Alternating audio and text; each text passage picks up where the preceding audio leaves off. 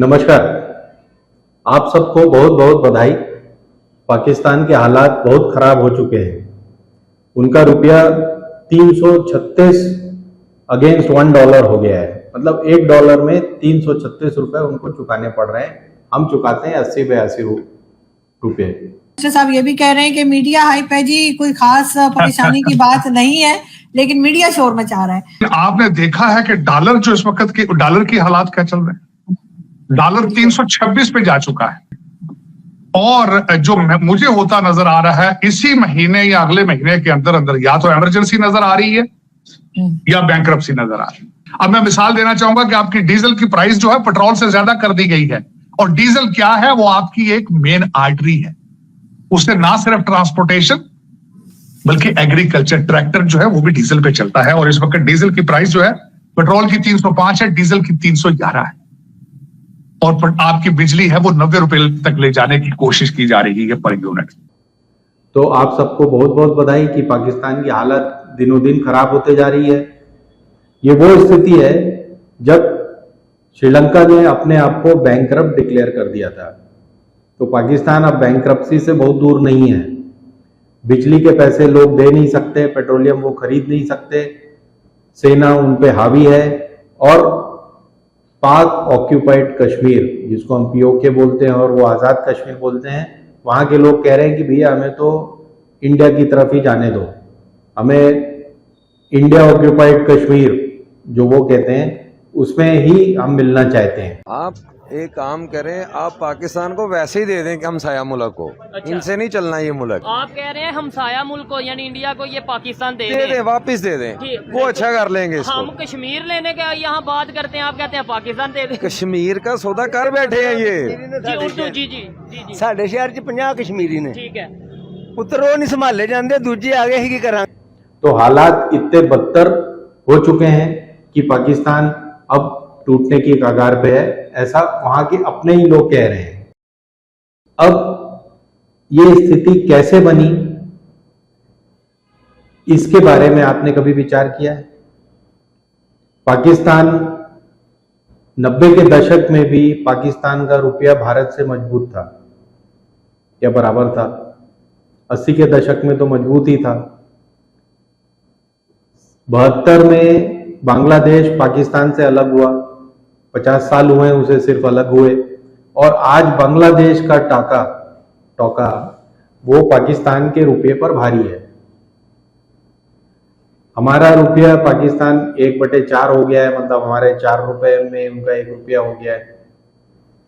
तो ये स्थिति कैसे बनते गई है इस बारे में आप सोचें, विचार करें और मुझसे सुने। भक्त, देशभक्त और तमाम तरह के वो लोग जो सोचते हैं कि हमारे पास एक बहुत मजबूत प्राइम मिनिस्टर या प्रेसिडेंट होना चाहिए, बहुत मजबूत आर्मी होनी चाहिए, उन्हें दोबारा से सोचना चाहिए।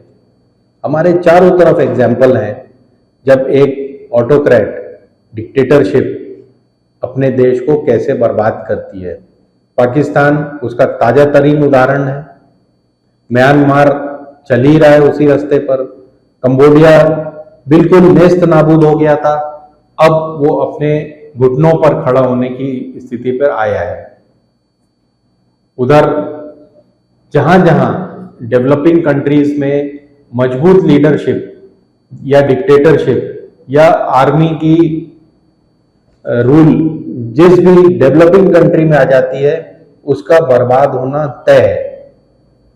कुछ कंट्रीज ऐसी हैं, रशिया, जॉर्जिया या कुछ समय पहले तक स्पेन, जहां आप कह सकते थे कि यहाँ डिक्टेटरशिप थी लेकिन देखो वो कितने आगे। ऐसा कुछ नहीं है। ये पहले से नेचुरल रिसोर्सेज में मजबूत हैं।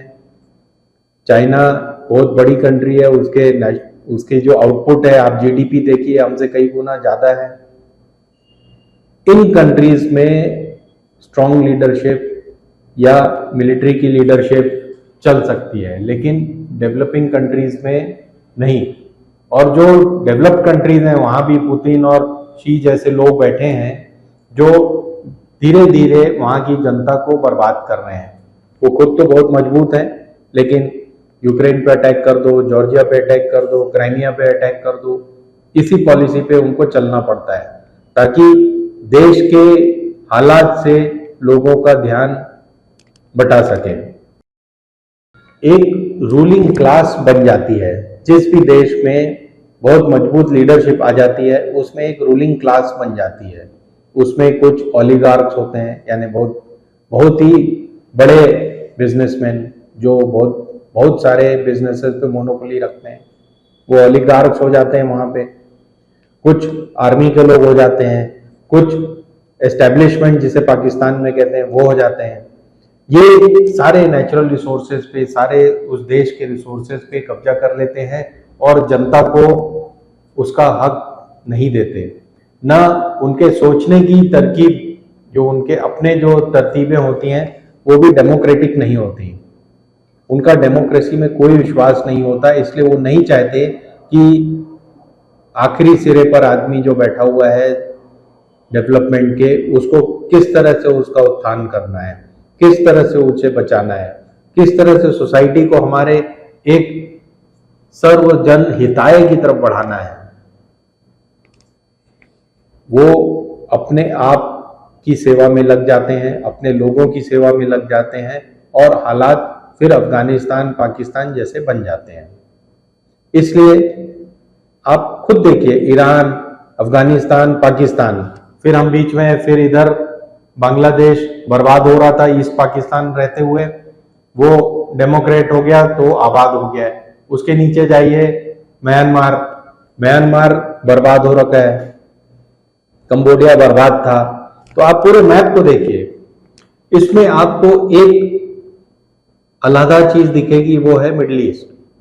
मिडिल ईस्ट में आज से 50-60 साल पहले, 60 के दशक तक भी जब तक पेट्रोल के दाम नहीं बढ़ने लगे थे, तब तक, जब तक कि पेट्रोल की जरूरत पूरे देश में, पूरे विश्व में नहीं हो गई थी, तब तक मिडिल ईस्ट कंट्रीज बहुत ही गरीब कंट्रीज थी।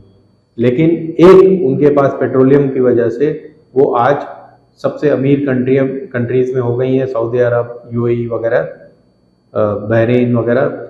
लेकिन वहां पर भी जो मजबूत लीडरशिप है, जो शेख वहाँ के लीडर्स हैं, वो इसलिए चल रहे हैं क्योंकि उनके पास नेचुरल रिसोर्सेज बहुत सघन है और इस वक्त उनके पास बहुत पैसा है। उनको भी पता है कि ये पेट्रोल हमेशा नहीं चलेगा, इसलिए वो फ्यूचर की प्लानिंग कर रहे हैं, किस तरह से दुबई को सिंगापुर या हांगकांग बनाया जाए और लंदन बनाया जाए, उस तरह से वो प्लानिंग कर रहे हैं और कुछ हद तक सफल भी हो रहे हैं। हम एक बहुत बड़ा देश है, हमारे यहाँ 150 करोड़ लोग हैं, 100 तरह की बोलियां हैं, 100 तरह की जातियां हैं। इनको सबको एक साथ लेकर चलना सिर्फ एक मजबूत आदमी या सिर्फ एक पार्टी के लिए बहुत मुश्किल होता है। इसलिए हमारे हर स्टेट में अलग अलग पार्टियां अपना वजूद बना के रखी हुई हैं, क्योंकि अलग अलग हिस्सों की अलग अलग जरूरतें हैं। आपको इस ढंग से सोचना होगा। ये पाकिस्तान हमारे लिए एक एग्जाम्पल है, टूट रहा है। अफगानिस्तान भी आज पाकिस्तान को आंखें दिखा रहा है, जो 2 साल पहले तक अमेरिकन मदद की वजह से उस पर डिपेंडेंट था। तो ये हमारे लिए सीख का विषय है। ये नहीं कि हमारे यहाँ टमाटर प्याज के भाव बढ़े तो हम पाकिस्तान के भाव दिखाने लगते हैं अपने टेलीविजन चैनल्स पे। इससे खुश होने की कोई जरूरत नहीं है। हम भी अगर सावधान नहीं रहे तो हम भी उसी दिशा में बढ़ रहे हैं। आज पाकिस्तान में भी ऐसे लोग हैं जो कह रहे हैं कि अच्छा हुआ जिन्ना ने अच्छा किया था कि हिंदुस्तान अलग हो गया हमसे, नहीं तो हमारे लोग और हमारा देश हिंदुस्तान को भी बर्बाद कर देता। ये आदमी जो ऐसा कह रहे हैं वो गलत नहीं कह रहे हैं, क्योंकि ईस्ट पाकिस्तान उसका एग्जाम्पल है। वेस्ट पाकिस्तान ने ईस्ट पाकिस्तान को बर्बाद किया हुआ था, लेकिन जैसे ही वो आजाद हुआ, बांग्लादेश बना, तो आप देखें कि 50 साल की डेमोक्रेसी में आज रिजल्ट देखिए बांग्लादेश में। आज शेख हसीना आती हैं तो मोदी जी उन्हें स्वयं लेने जाते हैं। आज हमारे उनसे बेहतर ट्रेड रिलेशंस है, पाकिस्तान से कुछ भी नहीं है। तो हमें मजबूत लीडरशिप चाहिए, लेकिन डिक्टेटरशिप नहीं चाहिए, आर्मी रूल नहीं चाहिए और सर्वजन हिताय की नीति चाहिए। विचार करें। हिंदुस्तान जिंदाबाद।